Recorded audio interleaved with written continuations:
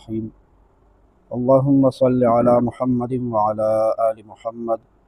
كما صليت على إبراهيم وعلى آل إبراهيم إنك حميد مجيد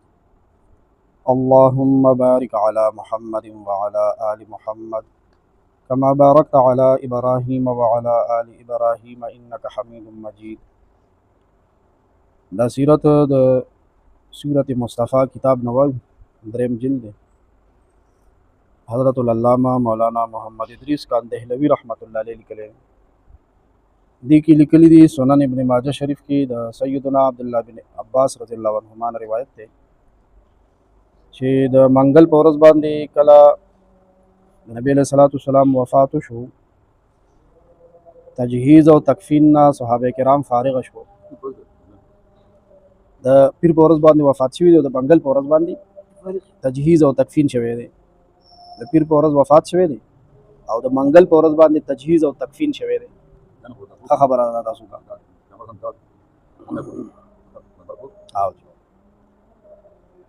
د پیر په ورځ باندې وفات شوی دی او د منگل په ورځ باندې تجهیز او تکفین شو. تجهیز د مړي دپاره چې کومه تیاری وي که نه د آخرت د سفر والا هغې ته وایي، او تکفین کفن کولو ته وایي، او بیا تدفین دفن کولو ته وایي. تجهیز د دې دفن نه مخکې چې کوم خدمت د مړي وي هغې ته وایي. تکفین په کفن کولو ته وایي او تدفین دفن کولو ته وایي. تجهیز او تکفین نه فارغ شو صحابه کرام، نو بیا جنازه شریف دا د قبر په کناره باندې کېښودلی شوه. قبر خو تاسو ته پته ده چې د عایشه صدیقه رضی الله عنها په کوټه کې دی. د قبر په کناره باندې جنازه شریفه ایښودلی شوې ده. یو ډله راځي حجره شریفه ته، نبی علیہ السلام دی کوټې ته یو ډله راځي، تنها مونځ کوي او بهر ته بیا وځي. څوک د چا امامت نه کوي، بیل بغیر د امام نه د جنازې مونځ کوي او واپس کېږي. دا اوس راځي. شمائل ترمذی کې روایت دی چې خلکو ابو بکر صدیق رضی الله عنه نه پوښتنه وکړه چې آیا د نبی علیہ الصلوۃ والسلام د جنازې مونځ به کېږي؟ ابو بکر صدیق رضی الله عنه فرمایله او جنازه به کوئ؟ خلکو وویل څنګه به کوو؟ ابو بکر صدیق رضی الله عنه فرمایل د خلکو یو ګروه او ډله به حجرې ته ځي، حجره شریفه د نبی علیہ السلام کوټه مبارک، تکبیر به وایي، بیا به درود شریف وایي او دعا به وایي او بیا به بهر ته راوځي. بیا به بله ډله داخلیږي، هغې به دغه شان تکبیر وایي، بیا به درود وایي، بیا به دعا نه پس واپس کېږي. دغه شانتې به ټول مونځ کوي، نیت به تړي. قاضي عیاض رحمت الله علیه فرمایي چې صحیح هم دا ده چې نبی علیہ الصلوۃ والسلام باندې حقیقتا د جنازې مونځ پړاو شوی دی او دا د جمهور علماو مسلک دی. امام شافعی رحمه الله کتاب الام کې ډیر یقین او جزم سره بیان کړی دی چې په نبی علیہ الصلوۃ والسلام باندې د جنازې مونځ شوی دی، پړاو شوی دی.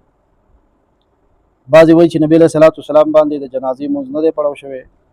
بلکې خلک به حجرې شریفې ته ډلې داخلېده، صلات و سلام او درود او دعا به ویل او را واپس کېده به. خو د جمهورو مسلک دغه دی چې دا کوم بیان شو چې د جنازې مونځ پې شوی دی. د ابن سعد یو روایت کې دی چې ابوبکر او عمر رضی الله عنهما یوې ډلې سره د نبی علیہ السلام حجرې نبوي ته داخل شو او د نبی علیہ الصلوۃ والسلام جنازې مبارکې ته مخامخ ودرېده او داسې سبق یې ولوستو. اوس هغه د جنازې سبق راغی: السلام علیک ایها النبی ورحمت الله، سلام دی پتا سو باندې د الله نبی او د هغه رحمتونه او برکتونه. اللهم انا نشهد انه قد بلغ ما انزل الیه، یا الله مونږ گواهی ورکو یقینا رسول الله صلی الله علیه وسلم تبلیغ کو وی رسول هغه چې سدوی ته نازل شوی. الله رسول صلی الله علیه وسلم باندې چې څه نازل شوی هغه ټیک او رسول ها څوک گواهی ورکوي؟ ابو بکر صدیق او حضرت عمر رضی الله عنهما. ونصح لامه او د امت خیر خواهی او خیر ولټول. وجاهد فی سبیل الله جهاد وکړو د الله لاره کې حتی اعز الله دینه تر دې چې الله پاک خپل دین له غلبه ورکا وتمت کلمت او د الله پاک خبره پوره شوه یعنی د الله د کلمې بول بالا شو فجعلنا یا الهنا ممن يتبع القول ابو بکر او عمر رضی الله عنهما وی یا الله مونږ په هغه خلکو کې جوړ کا چې چا ستا د وحي اتباع کړې ده د هغې وینا الذي انزل معه چې کومه په نبي علیه السلام باندې نازله شوې مونږ هم دا دعا په خپلو دعاګانو کې شامله کړو چې یا الله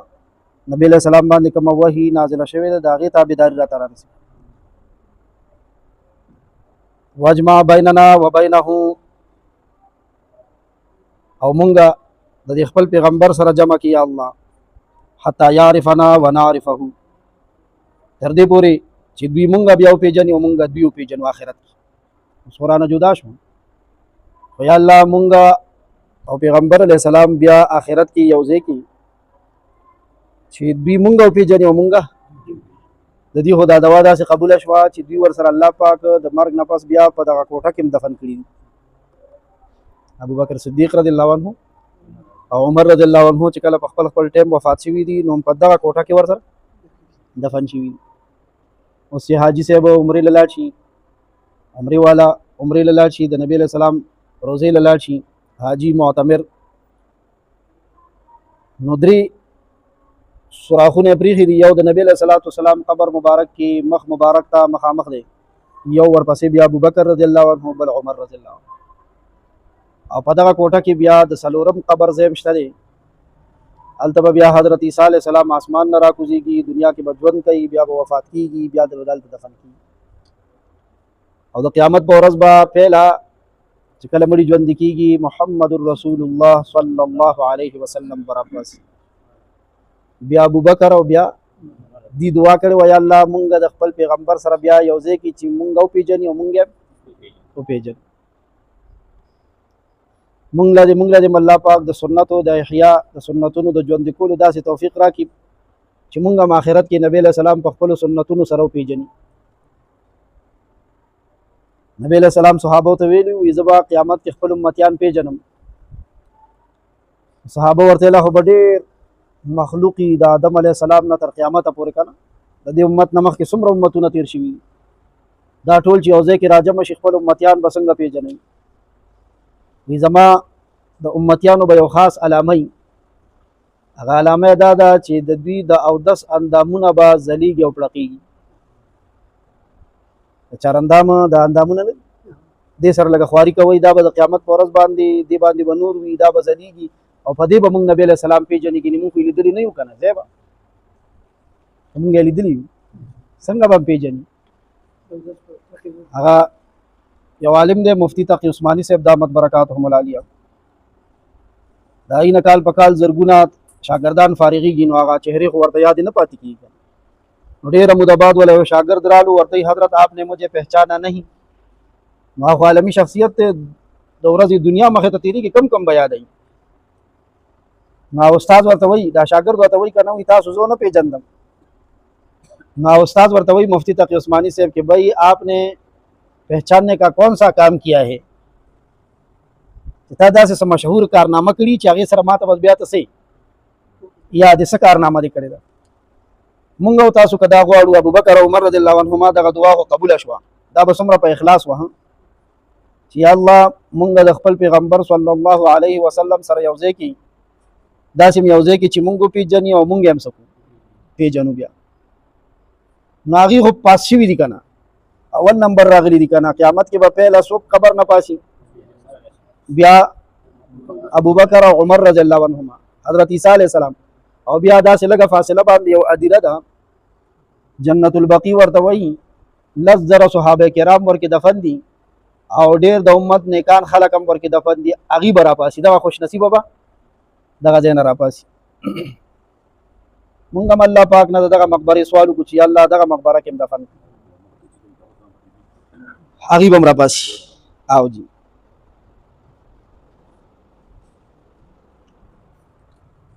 نو زمونږ او ستاسو پېژنګلو به څه سره کېږي د محشر میدان کې نبي علیه السلام به هم څه سره پېژني چې دا مې امتیان او لاسونه خپې مخ سر دا به څه کېږي رڼا به کوي نو چې څوک صرف د سنګلې پورې بس هغه سر و سیر فرض پوره کړي نو د ده به دې ځای پورې پړه کېږي او که لږ ورپسې څوک دا لستوڼی اوچت کړي او دا نیم مټ ورسره ووینځي نو د ده پړقا څه شوه نو دا به زیاتوئ ښه مړه پوه نه شوئ یاره تېر شوي وو که نه او خپه چې وینځو که نه نو سر و سیر به صرف دا ګیټیا مې وینځله فرض پوره شوه که نه چې نیمه ورسره داسې دا پنډه هم څه کم نو بیا دا رڼا څه شوه نو دا نبی علیہ السلام فرمایلی دی وی دا ځان له د اودس کې دا رڼا زیاته کوي دغه شان د مخ وینځلو سره ښه خواري کوو دا به سبا څه کېږي بیا پړقېږي به دا زیاته کوي امتیان به دې سره پېژني درې ځلو نه به نه زیاته همدغه درېو ځلو کې به دا خواري کوو چې اوږده کړو دا مخ اوږد کړو لاس څه کړو اوږد کړو خپه اوږده کړو اوږدولو خو پوه شو که نه که لوټه راغواړم وي کړو درېو ځلو نه زیات حرام دي ګناه ده او که نه درېو ځلو نه زیات منع دي اودس او بل به نبی علیہ السلام مونږ او تاسو چې پیژني لکه دا شوق هم شته که نه چې نبی علیہ السلام مو پیژني مینه را سره وکړي نو دا به داسې کار کوو چې د پیغمبر علیه الصلاة والسلام طریقې به چون چون کر ایک ایک کر کې دا معلومه او په دې به عمل کوو خوښ هم نه کوي ولا چې ډېره زندګي مونږ نه همداسې عباسو کې تېره شوه اوس دا مانځله مونږ جومات ته راننوځو که نه او وځو نو درې طریقې راننوتو کې دي جومات ته او درې طریقې چې دا ژوندی کو صرف اوس نه هر ځله اوس چې وځو که نه نو څنګه چلو کو ګس اخپه د جومات نه بهر کو د څه د پاسه کو دا دوه سنته شو یو ګس اخپه څه شوه مخکې شوه بله پیزار کې نه شوه څه شوه خو د چا په پیزار په خپل پیزار ښه هغه چې چپو خپه کېږو په بل پیزار نه بیا ظالم کېږم او بیا دریم نمبر کې به خیخ پراوالم نو به ډایرکټ خپل پیزار کې ورکړم او که دوباره له راځي هغه ووایم اللهم انی اسألک من فضلک نو د ابوبکر صدیق او حضرت عمر رضی الله عنهما د جنازې مونځ چې په نبی علیہ السلام باندې کوي هغه شروع دی هغې کې یو دا ټکې وویلو چې یا الله مونږ د خپل پیغمبر سره جمع کا یو ځای کا ورسره یو ځای شوي دي ورسره که نه په برزخ کې هم ورسره یو ځای شوي دي چې مونږ وپېژني او مونږ یې وپېژنو او کامیاب شوي دي سوال زمونږ او ستاسو دی چې مونږ او تاسو به څنګه کامیابېږو د کامیابۍ لار دغه ده چې د پیغمبر علیه صلات وسلام طریقو باندې به زندګي تېروو د نبی علیہ الصلوۃ والسلام د جنازې بیان شروع دی مخکې څه کېږي دا بیا سبا وره انشاءالله وحی نبی علیہ السلام باندې نازله شوې وه واجمع بیننا وبینه حتی یعرفنا ونعرفه او یا الله مونږ او نبی علیہ السلام یو ځای کا چې هغوی مونږ وپېژني مونږ هغوی وپېژنو فإنه كان بالمؤمنین رؤوفا رحیما بشک هغوی په مؤمنانو باندې رؤوف او رحیم مهربان لا نبتغي بالایمان بدلا من د ایمان هیڅ معاوضه او قیمت نه غواړو ولا نشتري به ثمنا او ناخلو په دې باندې څه قیمت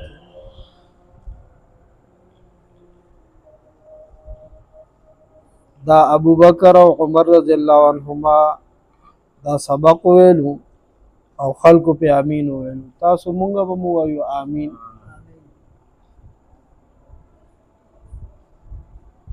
څنګه سبق ویلو مانیم تاسو وریدي دا جنازې منځو دغه ټیم کې السلام عليك أيها النبي ورحمة الله اللهم إنا نشهد أنه قد بلغ ما أنزل إليه ونصح لأمة وجاهد في سبيل الله حتى عز الله دينه وتمت كلمة فاجعلنا يا إلهنا ممن يتبع القول الذي أنزل معه واجمع بيننا وبينه حتى يعرفنا ونعرفه فإنه كان بالمؤمنين رؤوفا رحيما لا نبتغي بالإيمان بدلا ولا نشتري به ثمنا او خلق ویل امین ګوره زمونږه عام چې د مسلمان مړي جنازه کو کنه آسانه جنازه ده بس د جنازې نیت کوم امام وی الله اکبر هغه نه وروسته به زم څه ووایم او بیا د الله ثنا صفت ته کنه سبحانك اللهم وبحمدك وتبارك اسمك وتعالى جدك وجل ثناؤك ولا اله غيرك. بیا امام وی الله اکبر مونږ ورپسې الله اکبر کو. بیا درود شریف وایو همدا د مانځه والا درود بهتر دی درود ابراهیمی همدا وایي زه همدا وایم. بیا الله اکبر کی بیا دعا اللهم اغفر لحينا وميتنا دغه دعا وایو. ماشوم باندې اللهم اجعله لنا فرطا ماشوم باندې اللهم اجعلها لنا فرطا. او بیا الله اکبر او سلام. نبی علیہ الصلوۃ والسلام باندې حضرات صحابه کرامو دې طریقې سره د جنازې مونږ کړل. سړی فارغ شو نو بیا زنانو دغه شانتی حاضری کو درود و سلام نبی علیہ السلام ته پیش کو. ذکر نه د دنیا نه روان دي آخرت ته. د زنانو نه بعد وړو ماشومانو دغه شانتی وکړو. او تاسو ته اندازه وشو کنه ابو بکر صدیق رضی الله عنه او عمر فاروق رضی الله عنه د نبی علیہ الصلوۃ والسلام د جنازې مونږ کړي دي. یاد به درته دا بیا چرته کې خدای مکا فتنګر سره مخامخ شي هغه به د دې دواړو په حق لسوي هغه به تنا اورتا خور د کتاب په حواله باندې چې ابو بکر رضی الله عنه عمر رضی الله عنه سره کړي. ها مسند بزار او مستدرک حاکم دا د کتابونو نامې دی هغه کې دي چې نبی علیہ السلام د کوم مرض کې د دنیا نزدیک نه دی ته مرض الوفات وایي. نو په دې مرض الوفات کې یو ورځ اهل بیت د کور خلق اهل بیت د کور خلق کی حضرت عائشہ صدیقہ رضی الله عنها کر راجم کو. ما تم پام دې کنه ډېر حمزه دې ګوره بیا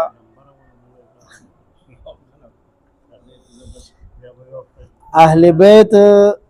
د کور خلق حضرت ام المؤمنین عائشہ صدیقہ رضی الله عنها کر راغوخته. چې کله اهل بیت کې ناست نو بس نبی له صلوات والسلام باندې خودي پوه شو چې زی د دنیا نه.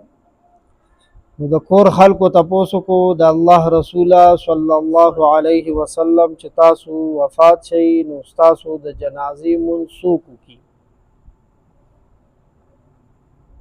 نبی علیہ السلام فرمایل خپل جنازې هم لګي یاد او ځان سره چې په مونږ بسوک کوي جنازه کدا مونږ څنګه جنازې کوو او دغه شانت خلک په مونږ راجم شي نو سبا سم خیال دی په بخله چې دا څنګه مونږ جنازه کې شرکت کوو. الله دې رحم وکړي هغه جنازو باندې بیا چرته څه وخت خبرو کو کنه خو فکرمند شي. نبی علیہ السلام فرمایل چې کله زما تجهیز او تکفین نه فارغ شي تجهیز او تکفین میت خلق تیاری کنه الله له چلیږي تیاری کی برابرۍ بیا په کفن کی نو لک سات لبتاسو ټول د دې حجرې نوځي د دې کوټې نه بټول څه شي ټول نه پهلا با جبرائیل راځي هغه با د جنازې مونږ کوي. سبحان الله ملائکه سردار جبرائیل امین بره هغه نه رستو با میکائیل علیہ السلام راځي هغه نه رستو با اسرافیل علیہ السلام راځي هغه نه رستو با ملک الموت راځي. دا عزرائیل علیہ السلام سلور مقرب ملائکی دي خدویم کې مسو کې امام او مقتدیان نه جوړیږي بیل بیل نبی علیہ السلام امام شته نه خو امام الانبیاء د نبیانو امام دی. بیا باقی فرشتي ملائکه برازي فرښتې چې کله هغه فارغ شي دا سات پوره شي نو د دینه بعد وا وسم مدینه منوره ته چلاړ شي کنه مسجد نبوي کې یو مناره ده، تاسو به کتلی د هغې منارې رنګ د نورو منارو نه بدل دی، شین دی، او دا د حضرت عباس رضی الله عنه په کور دا مناره ولاړه ده. دا کوم ځای کې ده؟ باب السلام سره په کوم سلام والا گیټ باندې دروازه باندې ننوځو کنه، دا یې په ګوټ دا ولاړه. د هغې ډیزاین او کلر د ټولو منارو نه بدل دی. په دې د اسمان نه ملایکې درود سلام لراځي، ملایکې راځي، اوس هم راځي. د ملایکو نه بعد به تاسو یو یو ډله راځئ دننه چې څومره د کوټه کې ګنجایش شي، دوه دوه، درې درې، څلور څلور، او راځئ به دننه. ما باندې به صلات و سلام وایي. پیغمبر علیه السلام په خپل قبر مبارک کې اوس ژوندی دی. څه دی؟ ژوندی دی. هلته چې لاړ شو قبر مبارک سره، کله مونږ او تاسو الله وغواړي ځئ به که خیر. نو هلته چې لاړ شو مواجهه شریفه ته مخامخ شو. الصلاة والسلام عليك يا رسول الله، الصلاة والسلام عليك يا نبي الله، الصلاة والسلام عليك يا حبيب الله، استشفع بك إلى ربك بالرحمة والفضل يوم القيامة. دا د درود او د سلام الفاظ دي. زوبه که خیر انشاءالله دا یاد دي. دا دی وی بیا بیا هغه ټایم کې څه کوو یاد کو. الله اکبر. داسې کار وکړئ دا دین رانه ګورئ په چل چل کې پردی شوی دی ښه، دا خپل کو دین له ټایم ورکو که خیر دا خپل کو. خیر صلات و سلام بوای د ابوبکر رضی الله عنه صلات و سلام، او د حضرت عمر رضی الله عنه صلات و سلام تاسو واوریدو. علامہ سہیلی رحمہ اللہ فرمائی چې الله جل جلاله د نبی علیہ السلام په باره کې ارشاد فرمایلی دی: اعوذ باللہ من الشیطان الرجیم، ان اللہ وملائکته یصلون علی النبی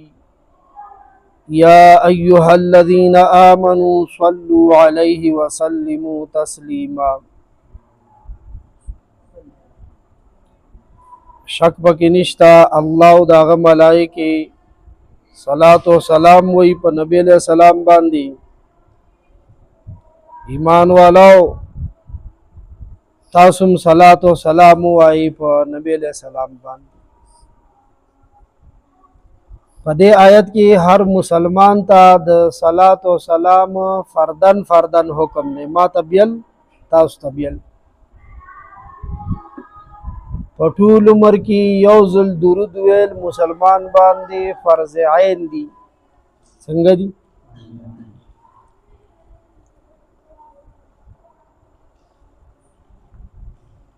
د دې آیت د وجې نه په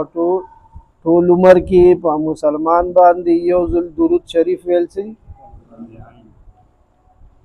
او بیا چې یو مجلس کې د خوږ نبی صلی الله علیه وسلم تذکره راشي، محمد نامه واخیستلی شي صلی الله علیه وسلم، نو بیا درود ویل واجب دي په دغه مجلس کې. او چې بار بار د پیغمبر علیه السلام نامه راځي نو بیا هغې سره صلی الله علیه وسلم ویل مستحب دي. د درود د احکامات معلومه شو. فرض عین کله دي، واجب کله دي، مستحب کله دي. او دا جمعات ته چې راننوځو بسم الله الصلاة والسلام علی رسول الله، اللهم اغفر لي ذنبي وافتح لي ابواب رحمتك. دغه ځای کې ویل دا سنت دي. درود یو داسې وظیفه ده، یو داسې سبق دی، یو داسې دعا ده چې آیت کې رااله چې الله هم دا کوي.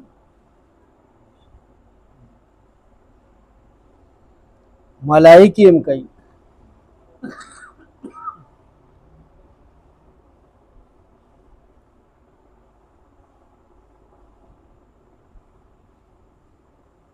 څنګه چې د نبی له صلوات و سلام په حیات مبارک کې، په ژوند مبارک کې صلوات و سلام بغیر د امام نه او بغیر د جماعت نه فرض و. لکه جمع ورکی فرض نه وه، بغیر د جمع او بغیر د امام نه په ژوند کې په نبی علیہ الصلوۃ والسلام باندې صلوات و سلام ویل سو فرض. دغه شان د نبی علیہ السلام د وفات نه بعد هم بغیر د کم یو جماعت نه یعنی د جمع نه او د امام نه بغیر صلوات و سلام فریضه دا فردن ادا کړل شوی د هر کس بیل کړي. رومبه چا دا درود و سلام ویلې دي؟ جبرائیل علیہ السلام، بیا میکائیل علیہ السلام، بیا اسرافیل علیہ السلام، بیا اسرائیل علیہ السلام، بیا نور فرښتو، بیا